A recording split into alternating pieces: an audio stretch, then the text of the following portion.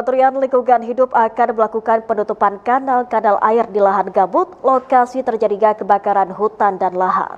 Langkah tersebut diambil untuk menahan air agar dapat membasahi lahan gambut yang terbakar. Berbagai upaya sebagai antisipasi pencegahan terjadinya kebakaran hutan dan lahan dan mencegah meluasnya api di lokasi karhutla saat ini terus dilakukan Kementerian Lingkungan Hidup. Menteri Lingkungan Hidup Hanif Faisal Nurrafiq menyebut kegiatan persuasif dan preventif serta penyuluhan di tingkat lapangan yang dilakukan Satgas Karhutla sangat penting sebagai antisipasi karhutla. Selain itu, antisipasi menyebarnya api di lokasi karhutla juga akan dilakukan Kementerian Lingkungan Hidup dengan penguatan penahanan air melalui penutupan kanal-kanal air. Hanif mengatakan dengan penutupan kanal-kanal air, maka air akan tertahan dan menggenangi lahan gambut yang posisinya saat ini terbakar. Hanif berharap upaya nasional yang dilakukan dapat segera meredam karhutla yang terjadi di Riau.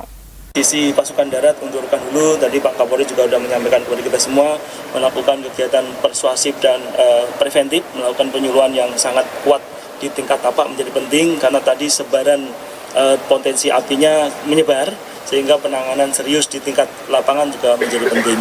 Kemudian dari sisi Rokan Hilir, api permukaan sebenarnya sudah tidak kelihatan, namun asapnya masih muncul di sana-sini.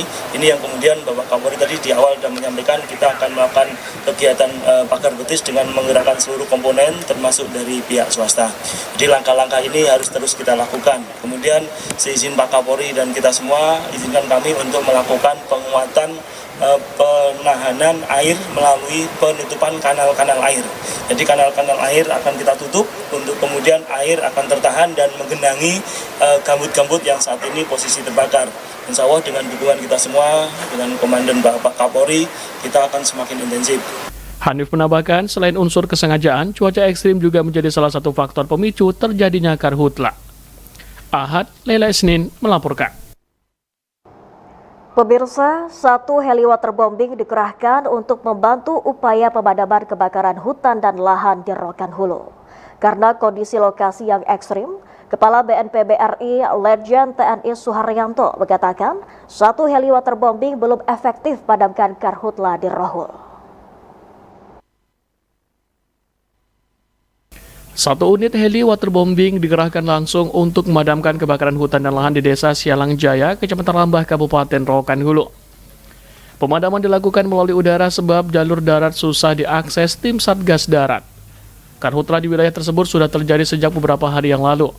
Tim Satgas Darat juga sudah berupaya maksimal melakukan pemadaman, namun api belum seluruhnya dapat dipadamkan. Akibat karhutla yang terjadi di sekitar lokasi terjadi kabut asap dan mulai mengganggu proses pemadaman dan mengganggu aktivitas warga. Kepala BNPB RI Letjen TNI Suharyanto yang meninjau langsung lokasi karhutla menyebut kebakaran yang terjadi di wilayah tersebut harus dipadamkan menggunakan heli waterbombing. Karena kondisi lokasi yang ekstrim dan sulit ditempuh melalui darat, maka Kepala BNPB RI Letjen TNI Suharyanto mengatakan 1 helikopter waterbombing belum efektif padamkan karhutla di Rokan Hulu. Tapi bukan akibat perbuatan manusia karena letaknya susah. Itu kalau dipadamkan pakai Satgas Darat yang dipimpin oleh Pak Danti dengan Pak Kapolres sulit. Ya, kesana kan jalannya nggak ada. Jalan kaki bawa peralatan sumber airnya juga tidak ada. Jadi langkahnya memang harus dari udara. Nah ini adalah salah satu contoh pemadaman menggunakan heli waterbombing, tapi masih belum efektif karena baru 1. Seharusnya kondisi seperti ini yang paling pertama